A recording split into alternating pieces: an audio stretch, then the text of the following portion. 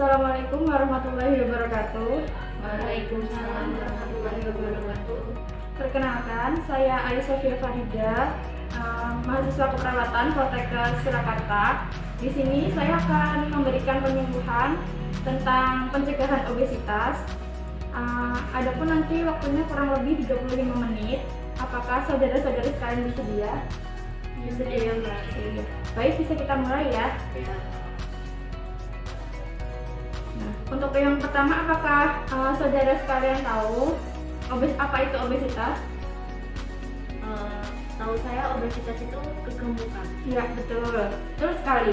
Jadi obesitas itu merupakan penyakit yang kompleks dan multifaktoral yang ditandai dengan kelebihan berat badan karena adanya penumpukan lemak yang berlebih di dalam tubuh.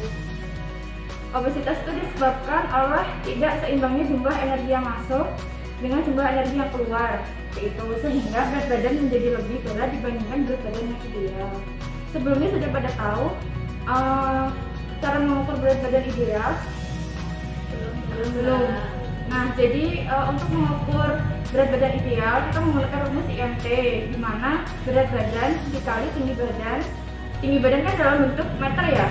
Nah, itu dalam bentuk sentimeter itu dijadikan meter, terus dikuadratkan, lalu dibagi dengan berat badan. Nanti akan keluar hasil IMT-nya berapa. Nah, itu akan menentukan kita apakah kita ideal, kita overweight, atau kita obesitas seperti itu. Selanjutnya kita masuk ke faktor penyebab. Faktor yang menyebabkan obesitas itu diantaranya ada satu, genetik atau faktor keturunan. Yang kedua ada kebiasaan makan, pola makan seperti biasa mengonsumsi makanan cepat saji, terus tidak suka makan buah, tidak suka makan sayur, seperti itu. Lalu ada penurunan aktivitas fisik. Penurunan aktivitas fisik ini tuh biasanya kalau kita mahasiswa yang kuliah online ya, kita akan lebih suka beraktivitas di dalam rumah daripada kita beraktivitas di luar rumah. Gitu. Main HP, nonton YouTube, seperti itu. Untuk komplikasinya, bahaya dari obesitas sendiri itu yang pertama berisiko 2 kali lipat mengakibatkan terjadinya serangan jantung, stroke, diabetes, dan hipertensi. Lalu ada 3 kali lipat terkena batu empedu. Obesitas berisiko mengakibatkan terjadinya sumbatan nafas ketika sedang tidur. Lalu berisiko tinggi untuk mengakibatkan penyakit kanker. Untuk yang laki-laki itu kanker usus besar dan kelenjar prostat. Untuk perempuan itu kanker payudara dan leher rahim. Lalu ada obesitas berisiko meningkatkan lemak dalam darah dan asam urat. Jadi cenderung kolesterol tinggi dan asam urat tinggi. Seperti itu. Obesitas dapat mengakibatkan menurunnya tingkat kesuburan reproduksi. Jadi untuk yang sudah menikah, mungkin karena kenapa lama belum diberikan keturunan, nah mungkin untuk yang obesitas bisa untuk menurunkan berat badan terlebih dahulu. Oke, lalu selanjutnya kita masuk ke pencegahan obesitas ya. Yang pertama, kita bisa konsumsi sayur dan buah itu minimal 5 porsi setiap harinya. Yang kedua, membatasi tidur yang berlebihan. Yang ketiga, meningkatkan aktivitas fisik. Nah, aktivitas fisik ini itu sehari minimal 30 menit harusnya kita melakukan seperti itu. Bisa sepedahan, bisa kita jogging, seperti itu, renang. Lalu ada membiasakan pola makan teratur terdiri dari 3 kali, pagi, siang, malam. Nah, untuk jam malamnya itu jangan terlalu malam karena resiko lemak menumpuk tuh lebih pada malam hari seperti itu. Kalau malam hari nggak bisa beraktivitas kan, jadi kita cenderung makan yang untuk tidur seperti itu. Nah, lalu membatasi aktivitas seperti menonton TV, bermain komputer, dan bermain game. Lebih lah, ayo kita mulai beraktivitas di luar rumah seperti melakukan olahraga ringan atau kita melakukan apapun yang di luar rumah seperti itu. Lalu batasi konsumsi gula, garam, dan lemak berlebih. Tidak merokok, tidak minum alkohol, tidak ada ya. Hindari minuman ringan dan bersoda. Ada yang suka minum minuman bersoda? Tidak ya? Bagus berarti. Lalu untuk diet untuk penderita obesitas sendiri. Nah, ini ada tipsnya. Yang pertama, konsumsi makanan beraneka ragam. Idealnya seperti makan terdiri dari 4 kelompok hidangan makanan pokok, lauk pauk, sayur, dan buah. Lalu kurangi konsumsi makanan sumber karbohidrat kompleks seperti nasi, jagung, kentang, dan sereal. Lalu mengkonsumsi makanan sumber protein hewani dan nabati. Yang masing-masing itu semuanya rendah lemak ya, masing-masing 2-3 porsi per hari seperti ikan, putih telur, ayam tanpa kulit, susu, dan keju rendah lemak, tahu, tempe, dan kacang-kacangan yang diolah. Lalu mengkonsumsi sayur 3-5 porsi per hari yang diolah dengan cara direbus, dikukus, ditumis. Tidak dianjurkan untuk digoreng karena minyaknya itu tidak baik ya untuk kesehatan. Lalu untuk yang diet juga tidak baik. Lalu membatasi konsumsi lemak, minyak, gula, dan tidak minum alkohol. Lalu meningkatkan konsumsi cairan minimal itu 10 gelas sehari, atau dapat dari air putih dan kuah sayur juga bisa. Kalau misal nggak suka, kadang ada yang nggak suka minum air putih ya, nah itu kita makan sayur, kita ambil kuahnya yang banyak, tapi nggak lupa juga sayurnya juga harus banyak, jadi seimbang. Lalu porsi makan malam lebih sedikit, nah ini tadi dibandingkan makan pagi dan siang. Biasanya tuh di atas jam 8 kita udah untuk tidak makan, kita mengurangi.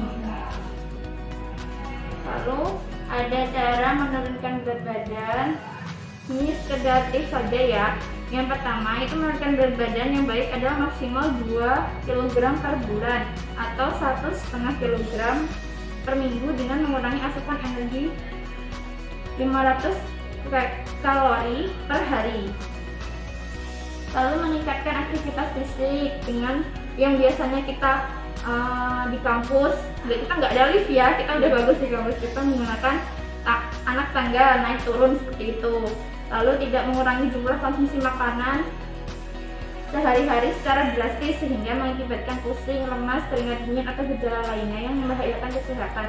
Jadi intinya kalau kita diet, kita tuh nggak mengurangi porsi makan kita. Jadi kalau kita diet karena kita ingin menurunkan berat badan, itu kita masukkan seperti pola kita sehari-hari.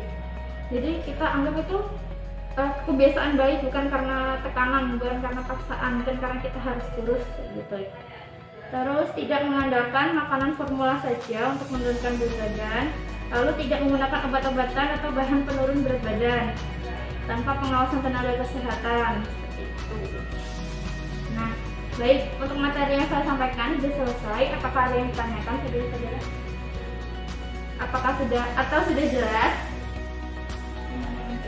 Sudah jelas ya. Nah, kalau sudah jelas, saya minta izin untuk mereview pemahaman saudara-saudara ya. Seberapa pahamkah saudara sama materi yang sudah saya jelaskan? Nah, untuk pengertian obesitas sendiri tadi, apakah ada yang bisa menjelaskan?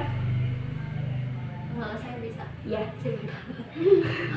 Obesitas sendiri itu adalah di mana seseorang itu kelebihan dari lemak, ya. Dan terjadi apabila energi yang dikeluarkan dan energi yang masuk itu tidak seimbang. Betul sekali, tadi sudah paham ya untuk pengertiannya. Lalu untuk faktor penyebab, adakah yang bisa menjelaskan, menyebutkan? Tadi ada apa saja untuk faktor penyebab? Ada genetik, Ada genetik, terus ada karena kelebihan makan. ya karena pola makan, Terus keturunan.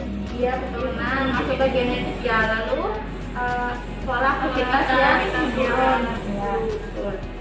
Lalu untuk pencegahan yang bisa kita lakukan apa saja? Ada tuh bisa yang menyebutkan 2 atau 3 pencegahan yang kita lakukan?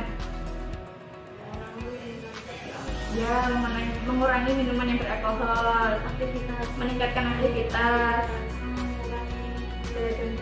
ya mengurangi gula dan garam. Baik, untuk sejauh ini saudara-saudara sekalian sudah paham ya dengan apa yang saya sampaikan. Baik, untuk sekilas untuk menyimpulkan materi kita hari ini, jadi banyak cara yang bisa kita lakukan untuk menurunkan berat badan. Di antaranya tadi yang sudah saya sebutkan, tapi yang paling utama kita gunakan pola makan seperti yang kita makan 3 kali dalam sehari, pagi, siang, sama malam. Nah, di waktu pagi dan siang boleh kita makan semau kita, tapi ketika malam kita harus mengurangi porsi makan kita daripada kita porsi makan pagi dan siang, seperti itu. Nah, biasanya kan kalau di atas jam 20 kita mesti berkeinginan untuk ngemil ya. Nah, ngemilnya itu bisa kita ganti dengan kita makan buah potong itu. Nah, seperti itu lebih kan biasanya kebanyakan anak-anak remaja makannya snack ya, Ya. yang asin-asin gurih Ya. seperti itu kan. Nah oleh sekarang nanti setelah kalian semua mendapatkan penyuluhan seperti ini nanti bisa diterapkan ya. Tuh. Mungkin ada yang ditanyakan lagi? Belum? Belum. Nah, karena penyuluhannya sudah selesai dan belum ada yang ditanyakan dari saudara-saudara sekalian, saya akhiri ya sampai di sini penyuluhannya. Wassalamualaikum warahmatullahi wabarakatuh. Waalaikumsalam warahmatullahi wabarakatuh. Makasih ya, Dek.